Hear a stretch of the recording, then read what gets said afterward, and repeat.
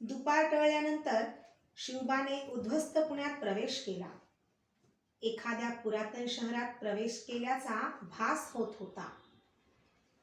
तटांचे ढासळलेले बुरुज एकेकाळचे वैभव सांगत होते. ढासळलेल्या जमीनदोस्त वास्तू ठाई ठाई दिसत होत्या. त्यांच्यावर घाणेरडी झुडपे फोफावली होती. त्यांची तांबडी पिवळी फुले जीवनाची आठवण देत होती. वाड्याचे उद्ध्वस्त अवशेष एकेकाळच्या दराऱ्याची खूण सांगत होते. गावच्या नदीकाठाला झोपड्यातून वस्ती करून राहिलेले लोक आलेल्या लवाजम्याने भयचकित झाले होते. दुरून ते भयभीत नजरेने कबिलाकडे पाहत होते.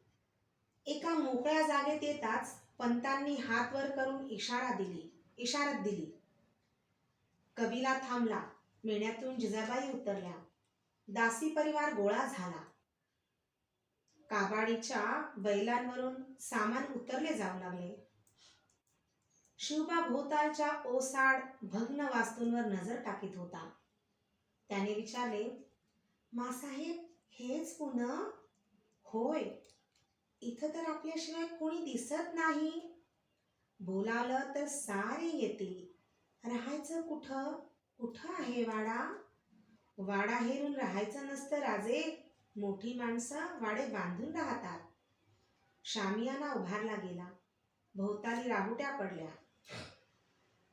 मुळामुठेच्या संगमावरचे पाणी मावळत्या सूर्यकिरणात प्रकाशमान झाले. जहागिरीच्या वारसाने उद्ध्वस्त वास्तूवर प्रथम दिवा लावला होता. दादोजी कोंडेवांच्या समोर उद्याचे पुणे दिसत होते. दादोजींच्या बरोबर शिवाजी फिरत होता. बुजलेले लोक गोळा झाले होते. एके दिवशी शिवबा धावत आला. मासाहेब, पंतांना देव सापडला. कुठं? नदीजवळ. जिजामाता उठल्या.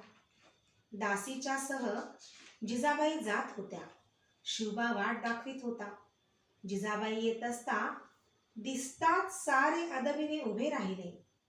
बाजूला झाले. पंतांच्या चेहऱ्यावर कौतुक होते. विटकरांच्या ढिगाऱ्याखाली लपलेला गणेश मोकळा झाला होता. मूर्ती सुंदर होती, अभंग होती. जिजाऊंनी हात जोडले. पंत म्हणाले, मासाहेब, सुरुवात तर चांगली झाली. हो ना पंत, याच जागेवर सुंदर मंदिर बांधा. पंतांनी होकार दिला. ते म्हणाले, पण मासाहेब, अजून वाड्याची जागा नक्की ठरत नाही. वाड्याची जागा देवळाजवळच असू द्या. वाड्याची आखणी झाली.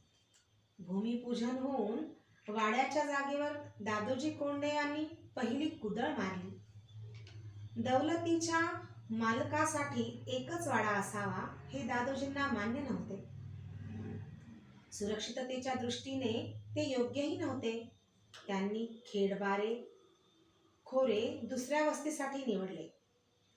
वाड्यासाठी जागा निवडली. गावठाणाची मर्यादा घातली आणि खेडबाऱ्यात दुसऱ्या वाड्याचे बांधकाम सुरू झाले. परगण्याचे हवालदार म्हणून बापूजी मुदगल नरेकर यांना नेमले. पावसाळा आला. तेव्हा पंतांना शिवाजी जिजाबाईच्या वास्तव्याची चिंता पडली. ती नरेकरांनी दूर केली. त्यांचा खेडबाऱ्यात वाडा होता, तो त्यांनी दिला. शिवबा जिजाबाईंसह खेडबाऱ्यात राहू लागला. पंतांच्या बरोबर पुणे खेडबाऱ्यासह त्याच्या खेपा होत होत्या.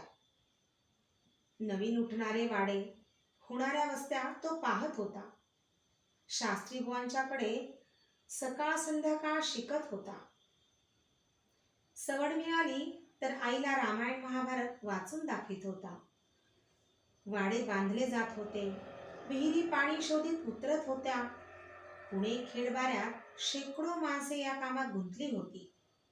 मुलुखाचे गवंडी, सुतार, 12 बलुतेदार ही वार्ता ऐकून पुणे खेडबाऱ्यात धाव घेत होते. कामाचे गरजू येत होते. खेड पुण्याचे वाडे तयार झाले. विहिरींना मुबलक पाणी लागले. खेडपेक्षाही पुण्याचा वाडा बुलंद देखणा होता. 2 प्रशस्त चौक धरून दिवाण सदर होती, खासे सदर होती, राणीवशाचे महाल होते, कोठी स्वयंपाकघर हेही होते, सुबक देवघर होते. त्याखेरीज पागा गोशाळा होती, ती निराळीच. वाड्याच्या वास्तूबरोबर गावठाणातल्या वास्तू उभारल्या जात होत्या. दादोजींनी पुण्याच्या वाड्याचे नाव ठेवले लाल महाल. लाल महालाला लागूनच होते श्री गजानन मंदिर. शिवाजीराजे पुण्याच्या वाड्यात आले. दादोजींनी फडाची निवडक माणसे गोळा केली.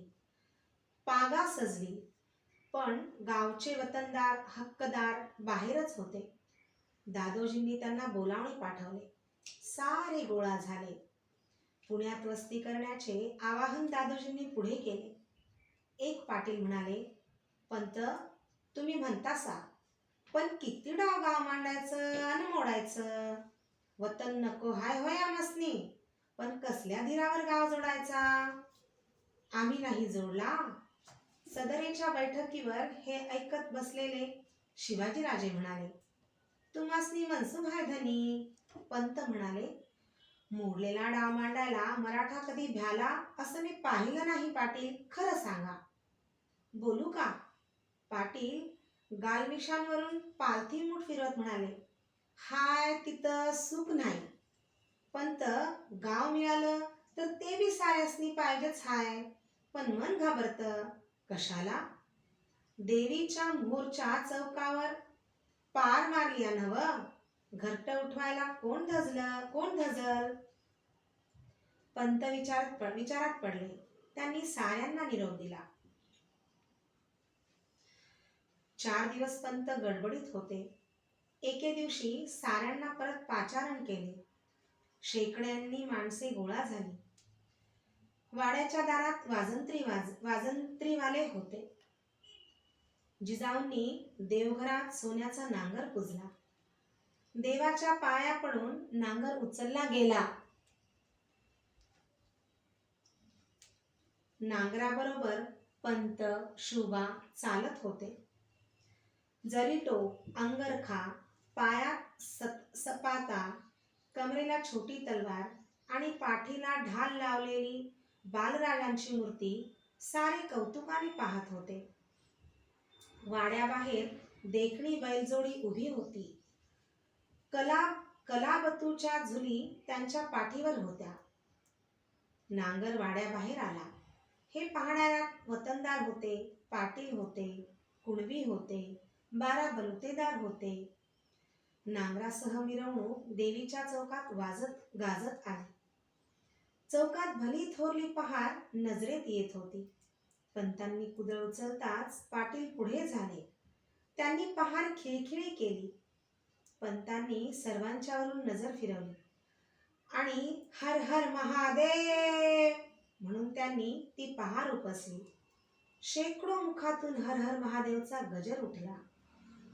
सोन्याचा नांगर जोडीला जुंपला गेला आणि शिवाजीराजांच्या हातून पुण्याची उद्ध्वस्त वास्तू नांगरली गेली. सोन्याचा फाळ जमिनीला लागला. दुसऱ्या दिवसापासून निश्चिंत मनाने गाव बसू लागले. ओसाड शेतांवर अवते जाऊ लागली. दिवस पावसाचे होते. एके दिवशी पंत जिजाऊंना म्हणाले, मासाहेब, आज राजांना घेऊन शिवापूरला जाऊन येतो. का? शिवापूरला वाड्यानजीक आंब्याची बाग उठवायचं ठरलं आहे. राजांच्या हातून बाग लावतो. काल रात्रीच रोपं आल्याची वर्दी आली, त्यामुळं कळवता आलं नाही. साऱ्याच गोष्टी कुठं सांगता आम्हाला? चमकून दादोजींनी विचारले. असं कधी झालंय का? कोणती गोष्ट लपून ठेवली मी? जिजाबाई हसून म्हणाल्या, स्वारींनी धाकट्या राणीसाहेब आणल्याची वर्दी कुठं दिली? कुणी सांगितलं आपणाला? पटलं ना? शिवनेरीवरच लक्ष्मीबाईंनी आम्हाला सांगितलं. एवढंच नव्हे तर तुकाबाई राणीसाहेबांना मुलगा झाल्याचंही कळलंय आम्हाला. गडबडीत राहून गेलं खरं, दादोजी पुटपुटले. शहाजीराजांच्या पुणे जहागिरीत शिवाजीराजांच्या सह येताच दादोजी कोंडदेवांनी जहागिरीकडे लक्ष द्यायला सुरुवात केली. वस्त्यांसाठी कौल दिला, जागा निवडली. शिवापूर, शहापूर यांसारखी गावे रूप घेऊ लागली. आंब्याच्या बागा उठवल्या गेल्या. वस्ती करण्यासाठी येणाऱ्या कुटुंबांना मदत दिली जाऊ लागली. वाडा अशा माणसांनी सदैव भरला जाऊ लागला. जिजाबाईंच्याकडे बाया बापडे येत होत्या. त्यांची दुःखे पाहून जिजाबाईंचे डोळे पाणावत. बाल शिवाजी हे सारे पाहत होते. आपल्या बदलत्या जहागिरीचे रूप निरखित होते. वाड्यात येणाऱ्या तंट्याच्या निर्णयाच्या वेळी हजर राहत होते. हे सारे पाहत असता शास्त्री बुवांच्याकडे शिक्षण चालू होते. दादोजींनी निष्णात पटाईत ढालकरी, पट्टेकरी बालराजांच्याकरिता आणविले होते. सायंकाळी वाड्याच्या चौकात मर्दानी खेळाचे शिक्षण चाले. मावळ्यांची मुले शिवाजीच्या खेळात हिरिरीने भाग घेत. एके दिवशी पंतांनी आत येऊन मुधोजीराव निंबाळकर आल्याची खबर दिली. मुधोजी निंबाळकर हे जुने आप्त. विजापूरकरांनी त्यांची जहागीर जप्त करून त्यांना साताऱ्याला कैदेत ठेवलेले जिजाबाईंनी ऐकले होते. जिजाबाईंनी त्यांची भेट घेतली. त्यांच्याबरोबर त्यांचा मुलगा बजाजी व मुलगी सईबाई पण आली होती. मुधोजींनी मुजरा करताच बजाजीने मुजरा केला. सईबाई जवळ येऊन पाया पडली. तिला जवळ घेत जिजाबाई म्हणाल्या, केव्हा आलात आपण? शहाजीराजांच्या कृपेनं कैद संपली. फलटण जहागीर पूर्ववत मिळाली. मुलुखाची लावणी संचनी करून आपल्या दर्शनाला आलो. बरं झालं आलात. ते इथं सारच नवं. आपल्यासारखी अनुभवी माणसं पाठीशी असली तर तेवढाच आधार वाटतो. मासाहेब पुणं परत उठवलं. सारा मावळ माणसांनी सजला. हे काय थोडं केलं? मी काय करणार? दादोजींसारखी माणसं होती म्हणून हे जमलं. करणारी करतात, पण त्याला देखील देवीचा कौल लागतो, मुधोजी म्हणाले. सईकडे बोट करीत विषय बदलीत मासाहेब म्हणाल्या, काय नाव हिचं? सईबाई. आणि हा मुलगा बजाजी. 7-8 वर्षांची सई आपल्या विशाल नेत्रांनी मासाहेबांकडे पाहत होती. गव्हाळ रंग असूनही तिच्या रूपाचा गोडवा नजरेत भरणारा होता.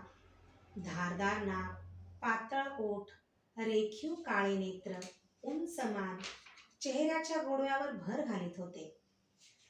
मासाहेबांनी निंबाळकरांना थोडे दिवस राहायचा आग्रह केला. मुधोजी पुण्यात राहिले. मासाहेबांच्या बरोबर सई सावलीसारखी फिरू लागली. बजाजी शिवाजी बरोबर राहत होते. संध्याकाळच्या वेळी वाड्याच्या पुढच्या चौकात मर्दानी खेळ चालले होते. पंत पाहत होते. लाठी बोथाटी झाली आणि शुबाने हाती तलवार घेतली. उस्ताद तलवार घेऊन उतरले.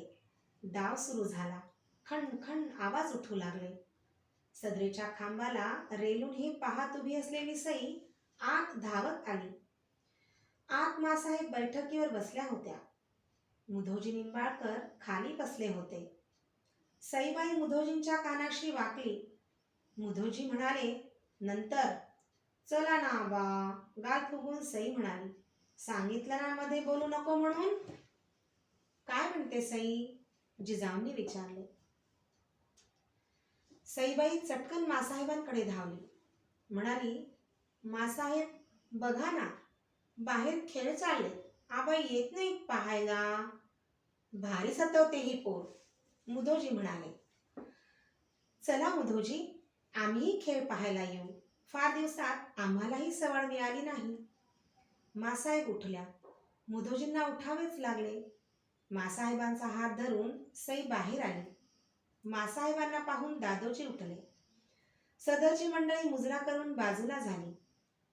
मासाहेब बैठकीवर बसल्या.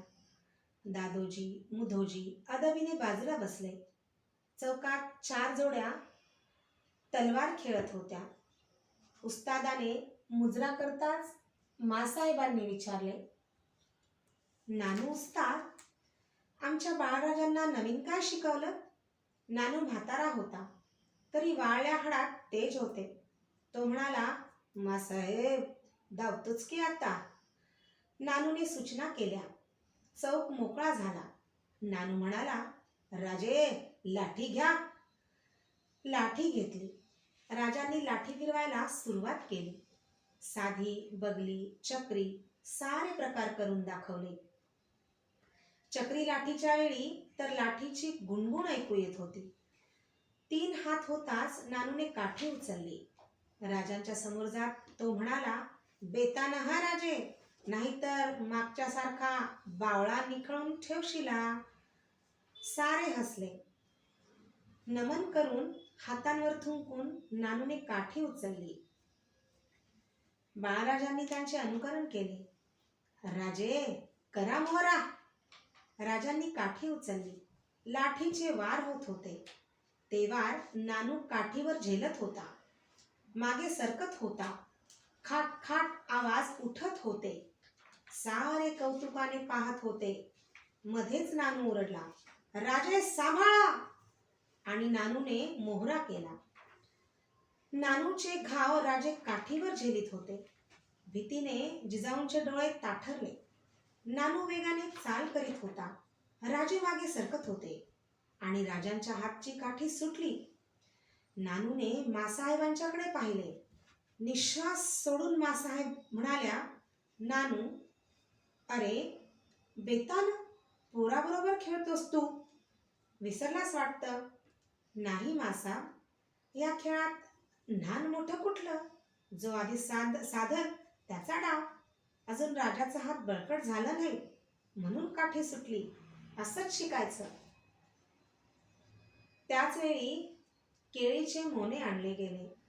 चौकात खुंटीवर केळ उभी केली आणि राजांच्या हाती विटा दिला. राजांच्या उंचीपेक्षा विटा 1.5 हात उंच होता. फाळाखाली चांदीचे कडे खुळखुळत होते. कड्याखाली भला थोरला गोंडा होता. विट्याच्या टोकाला रेशमी काढणी होती. राजांनी केळीपासून दूर जायला सुरुवात केली. दुसऱ्या टोकाला ते गेले. काढणी हाताला गुंडाळून पवित्रा घेऊन उभे राहिले. नानू ओरडला, राजे, चाल करा. मस्ताड उड्या टाकीत राजे झेपावले. केळीपासून 8 हातांवर राजे आले आणि एक बळाने त्यांनी विटा फेकला. सरसरत विटा सुटला आणि हातावरच्या केळीत भस्कन घुसला. ओढीबरोबर त्याच क्षणी विटा माघारी राजांच्या हाती आला. न राहून मुधोजी ओरडले, वा राजे. सईबाई मासाहेबांच्या जवळ बसून हे सारे कौतुकाने पाहत होती. चौकातून केळ हलविली आणि चौकात दुसरे 2 मोने आणले गेले. मासाहेबांच्या बैठकीच्या समोर दोन्ही मोने 8 हातांच्या अंतरावर समांतर लावले गेले. शिवाजीराजांनी दोन्ही हातात पट्टे चढविले. चौकात येऊन त्यांनी पट्ट्याचा पवित्रा घेतला. बाल शिवाजी करारी मुद्रेने खेळ खेळत होते, तरी त्यांच्या ओठांवर स्मित दडत नव्हते. आपल्या तीक्ष्ण नजरेने त्यांनी सदर निरखली. हाताचा अंदाज घेतला. चौक फिरून त्यांनी उजवा गुडघा टेकला. उजव्या हातीचा पट्टा सरळ होता. डावा हात रुंदावला होता. शिवाजीराजांचे मस्तक झुकले होते. शिवाजीराजे मासाहेबांना मुजरा करीत होते. नजर वर झाली तेव्हा सस्मित वदनाने मासाहेबांनी मानेने मुजरा स्वीकारल्याचे दिसले. शिवाची नजर दादोजींकडे गेली. त्यांनीही मानेने मुजरा स्वीकारला. बाळराजे उठले. हात फिरवू लागले. हात फिरवीत ते केळीच्या मध्यभागी उभे राहिले. दोन्ही केळींचा त्यांनी अंदाज घेतला आणि डोळ्यांचे पाते लवायच्या आत अत्यंत वेगाने दोन्ही केळींना वार केले. शिवाजीराजांनी परत मुजरा केला. दोन्ही केळी तशाच उभ्या होत्या. सईबाई खुदकन हसली. मासाहेबांनी सईबाईंकडे पाहिले. त्या म्हणाल्या, नानू वस्ताद, आमच्या सईबाईंना राजांनी काय केलं ते दाखवा. नानू वस्ताद पुढे झाला. दोन्ही केळींना धक्के देताच दोन्ही केळी मधून तुटल्या. समान अंतरावर त्या छेदल्या गेल्या होत्या. तुटलेल्या केळी पाहताच सईबाईंचे डोळे विस्फारले गेले. ती उद्गारली, ओगो बाई, आणि तिने पदर तोंडाला लावला. सारे हसले. लाजलेल्या सईला जवळ घेत मासाहेब म्हणाल्या, सई, हा नवरा चालेल का तुला? सईबाईने एकदा मासाहेबांच्याकडे पाहिले. दुसऱ्या क्षणी पट्टे उतरीत असलेल्या शुभांच्याकडे पाहून मासाहेबांना ती मोठ्याने म्हणाली, हो चालेल. मासाहेब गोऱ्या मोऱ्या झाल्या. सईला जवळ घेत त्या म्हणाल्या, हात गधडे, असं हो म्हणून सांगतात का? मासाहेबांची उपस्थिती विसरून सारा चौक हसण्याने भरून गेला. हसणे शांत होताच दादोजी स्थिर आवाजात म्हणाले, मासाहेब, एक अर्ज आहे. काय दादोजी? गोष्ट निघालीच आहे. हरकत नसेल तर ही गोष्ट पक्की करावी. राजेही आता 10 वर्षांचे होतील. जोडाही शोभून दिसेल. नानू वस्ताद, काय म्हणता दादोजी? नानू म्हणाला, खरंच आहे ते. देऊया बार उडवून. समद झालं. वाडा झाला, चौक झालं, लिवणं वाचणं झालं. सुनबाईशिवाय घराला शोभा हाय होय. आंदा करून टाकूया. अहो, पण निंबाळकर मामा काय म्हणतात ते तरी विचारा. पोर त्यांची. असे शब्द वापरू नका मासाहेब. पोर आपली आहे. महाराजांच्या कृपेने जीव वाचला. जहागिरी मिळाली. अन्नाला लागलो आम्ही.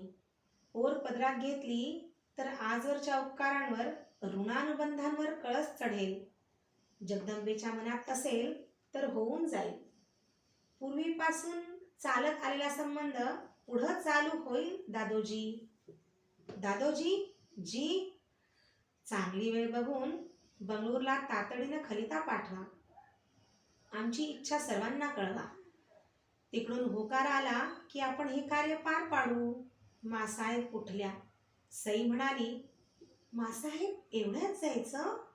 मासाहेब हसल्या. कौतुकाने तिचा गालगुच्चा घेत म्हणाल्या, एका बैठकीत जेवढं केलंस ते का थोडं आहे? आता उठ. उठ बाई, पुष्कळ कामं आहेत. सर्वांचे मुजरे झाले. सईबाईंसह मासाहेब आत गेल्या. ओलावलेल्या पापण्यांनी मुधोजीराव समाधानाने परत बैठकीवर बसले. दुसऱ्या दिवशी उन्हे माळवदीवर आल्यावर लाल महालातून 2 घोडेस्वार बंगळूरच्या वाटेला लागले. 2 दिवसांनी मुधोजीराव सई बजाजींसह फलटणला गेले. दिवस उलटत होते. बंगळूरच्या निरोपाची सारे वाट पाहत होते. बंगळूरची थैली पुण्यात आली. दादोजींनी मस्तकी लावून थैली उघडली. मजकुरावरून नजर फिरत असताना होणारा आनंद त्यांच्या चेहऱ्यावर दिसत होता. मासाहेबांनी अधीरतेने विचारलं, काय आज्ञा आहे? महाराज साहेबांना हा संबंध मान्य आहे. एवढंच नव्हे तर लग्नप्रसंगी मोकळेपणानं खर्च करण्याची आज्ञा झाली आहे. लग्नाची तिथी निश्चित झाली की कळविण्याची आज्ञा झाली आहे. महाराज साहेब जातीनं लग्नाला हजर राहणार आहेत. पंत, फलटणला मुधोजीरावांना कळवा. दिवस थोडे आहेत. सारं व्यवस्थित व्हायला हवं. सारी सूत्रे भराभर हलवली जाऊ लागली. फलटणहून मधोजीराव कुटुंब परिवारासह आले. एक शंका होती, तीही दूर झाली. शिवाजी सईबाईंच्या कुंडल्या जमत होत्या. एक दिवस टिळा लावण्याचा समारंभ उरकून घेतला गेला. मुहूर्त काढायला शास्त्री बसले. सर्वानुमते शके 1562 विक्रम नाम संवत्सर वैशाख शुक्ल 5 हा मुहूर्त काढण्यात आला. महाराजांना मुहूर्त कळवला गेला. पंतांना आता क्षणाची उसंत नव्हती. कलाभूत चितारणारे कलावंत कोकणातून खास बोलावून आणले होते. अंबारखाना, वस्त्रघर, नानाविध धान्याची आणि वस्त्रांनी भरले जात होते. फडातले कारकून येणाऱ्या प्रत्येक मालाची नोंद करीत होते. पंतांनी चालवलेली तयारी पाहून जिजाबाई पंतांना म्हणाल्या, पंत, केवढा पसारा मांडणार आहात? हे लग्न बेतानं केलं तरी चालेल. पंतांनी मासाहेबांच्याकडे पाहिले. ते म्हणाले, मासाहेब, या लग्नात खर्चाचा विचार करून चालणार नाही. नवी जहागीर वस्ते आहेत. नुसती मदत घेऊन माणसं आपली होत नाही, ती आपलीशी करावी लागतात. असा मोका सोडून कसा चालेल? या निमित्ताने सारे एकत्र येतील. त्यांच्या मनातला जिव्हाळा वाढेल. जहागिरीचा पाया मजबूत बनेल. जिजाऊंना ते पटले. त्यांनी नंतर काही आढेवेढे घेतले नाहीत. मुदोजीही नुकतेच जहागिरीवर आलेले. एवढी मोठी सोयरी कशी पार पडणार याची चिंता त्यांना वाटत होती. फलटणला जाऊन लग्नाची प्राथमिक जुळवाजुळव करून ते जिजाऊंच्या भेटीला पुण्यास परत आले. मासाहेब, मुलीचं लग्न वधू पित्याच्या घरी व्हावं हा शिरस्ता आहे. लग्न फलटणला आमच्याकडे व्हावं ही विनंती आहे. मुदोजींनी अर्ज केला. मासाहेब म्हणाल्या, मामासाहेब, अजून का आम्हाला परके समजता? हे घर कोणाचं? थोरल्या सासूबाई दीपाबाई फलटण घराण्यातल्याच ना? राजांनी पुणं वसवलं. इथंच त्यांचा विवाह व्हावा हे बरं वाटतं. जशी आज्ञा. मासाहेब, राग होणार नसेल तर आणखीन एक विचारावंसं वाटतं. काय? सोयरीक ठरली, मुहूर्त ठरला, पण घेण्या देण्याचं काही ठरलं नाही. घेणं देणं व्यवहारात येतं. मामासाहेब, ही रक्ताची नाती. पोरगी देता त्यापेक्षा मोठं देणं कुठलं? तुम्ही आणखीन थोडं द्यायचं आहे, ते दिलं की आमचं काही म्हणणं नाही. सांगा मासाहेब. मासाहेब हसत म्हणाल्या, आणखीन द्यायचे ते आशीर्वाद. त्यांच्याच बळावर संसार सुखाचे होतात. तेवढं द्या की सारं आलं. पण महाराज साहेब काय म्हणतील? इकडून काही दोष लावला जाणार नाही. विचारलंच तर बेलाशक आमचं नाव पुढं करा. मुदोजीरावांना शब्द फुटत नव्हता. गहीवरून ते म्हणाले, मासाहेब, पोरीला पदरी घेतलं आणि 7 जन्माचं कल्याण केलं. लग्नात आम्ही काहीतरी केल्यासारखं वाटावं म्हणून तरी काही काम सांगा. सांगू ना? जरूर सांगू. मामासाहेब, वऱ्हाड घेऊन येताना मोजकी माणसं आणू नका. तुमची सारी मंडळी रयतेसहित साऱ्यांना निमंत्रण द्या. फलटण इथं उतरल्याचा आनंद आम्हाला होऊ द्या. जिजाबाईंनी सांगितले त्यात काही खोटे नव्हते. लग्नाची तयारी तेवढ्याच मोठ्या प्रमाणावर होत होती. महाल सुबक रंगांनी रंगवले जात होते. स्वयंपाकघर मांडवात हलवले गेले होते. नाना तऱ्हेचे फराळाचे सामान तयार होत होते. राहुट्या उभारल्या जात होत्या. जानवस घर म्हणून पाटलांनी आपला वाडा आनंदाने दिला होता. मांडवासाठी वासे, वेळकाठ्या यांचे ढीग रचले जात होते. मांडवाचे कापड, कनाती, पडदे, आडपडदे यांबरोबरच हंड्या झुंबरांनी काचघर भरले जात होते. सोनार शाळेत कुशल कारागीर दादोजींच्या नजरेखाली सुबक दागिने घडवीत होते. हिरे, मोती, माणके, रत्ने यांची खैरात चाललेली होती. असलेला वेळ अपुरा वाटत होता. जिजाऊंना मदत करण्यासाठी उमाबाई, लक्ष्मीबाई येऊन दाखल झाल्या. घराला एकदम वेगळेपण आलं. जिजाऊंचा भार एकदम कमी झाला. अचानक शहाजीराजे लग्नाला येऊ शकत नसल्याची थैली विजापूरहून आली. शहाजीराजे मोहिमेत गुंतले होते. लग्न पार पाडण्याची आज्ञा दादोजींना झाली होती. साऱ्यांना शहाजीराजे येत नसल्याबद्दल वाईट वाटले. जिजाऊंचा विरस झाला. उमाबाई म्हणाल्या, मला वाटलंच होतं. त्याचं नेहमीच असं. लहान होता म्हणूनच लग्नाला तरी सापडला. तो नाही आला तर काय झालं? पुढं येईल. शहाजीराजे येणार नाहीत म्हणजे संभाजी पण येणार नाही. संभाजीला पाहून फार दिवस झाले होते. 11 वर्षे लोटली होती. जिजाऊंनी संभाजीसाठी कपडे काढले होते, दागिने केले होते. सारे तसेच राहून गेले. मनातले हे शल्य तसेच दाबून ठेवून जिजाबाई परत लग्नघाईत मिसळल्या. 5ही देवांना कौल लावून मुहूर्तमेढ रोवली गेली. साऱ्या ठिकाणचे मांडव सजू लागले. खांब उभे राहिले. काठ्या आच्छादल्या गेल्या. छत चढले. पडदे आडपडदे वाऱ्यावर झुलू लागले. माधवजीरावांचे वऱ्हाड वाजता गाजत पुण्यात प्रवेश करते झाले. खेडबाऱ्यातून बैलगाड्यांची रीघ पुण्याच्या वाटेला लागली. सारे घरचे होते. मागे कोण राहणार? बैलगाड्यांनी घोड्यांच्या टापांनी पुणे गजबजून गेले. निवाऱ्याच्या जागा संपल्या आणि माणसांनी गाडी तळातच गाडीचा आसरा केला. हर रोज 1000 पान उठत होते. लक्ष्मीबाई उसंत न घेता वावरत होत्या. जिजाऊ त्यांना काही म्हणाल्याच तर त्या म्हणत, तुम्ही विसावा घ्या, काही आमच्याकडून राहिलं तर सांगा. मुहूर्ताचा दिवस आला. लाल महालाचे आवार माणसांनी फुलून गेले. मंगलाष्टकांचे आवाज उठले आणि गोरज मुहूर्तावर आशीर्वादासाठी हजारो हातांनी वधूवरांच्यावर अक्षत फेकली. वाद्यांचा गजर झाला. मांडवातून शिवाजी वाड्यात आला. जरीटोप शिरी होता. कपाळी गंध होते. अंगात जरीबुट्टीचा अंगरखा होता. कमरेला तलवार लटकत होती. पाठीमागे सईबाई चालत होती. दोघेही नानाविध अलंकारांनी अलंकृत होते. दोघांच्या शालींना मारलेली गाठ दोघांच्या मध्ये हिंदोळे घेत होती. शिवाजी आत आला.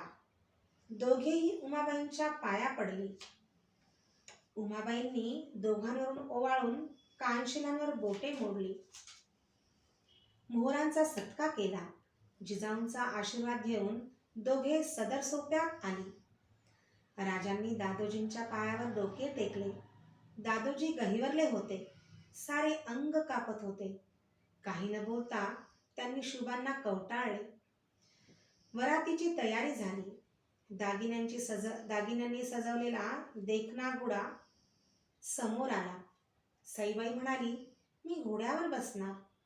तुमच्याकरिता आणलाय हा घोडा? मला दुसरा घोडा पाहिजे. मला घोड्यावर बसता येतं की? सारे थक्क झाले. कुणालाच हसू आवरेना. जिजाबाई म्हणाल्या, ही काय रपेट आहे? वरात आहे ही. हवं तर नंतर दुसरा घोडा देईन तुला. वरात चालू लागली. शेकडो पालोत्यांच्या उजेडात वरात जात होती. पुढे दादोजी, मुधोजी, हनुमंते, शास्त्री, कोरडे ही मंडळी चालत होती. त्यांच्या पुढे दांडपट्टा, लेझीम, तलवार खेळली जात होती. पुढे वाजंत्र्यांचे तोफे लागले होते.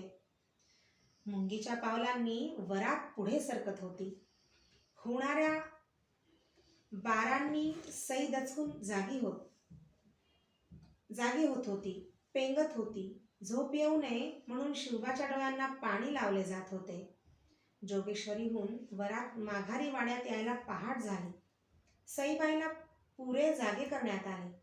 वाड्याच्या दाराशी उंबरठ्यावर ठेवलेले माप सांडून भोसल्यांच्या घरात गृहलक्ष्मीने प्रवेश केला. दाराच्या आत धान्य विखुरले गेले.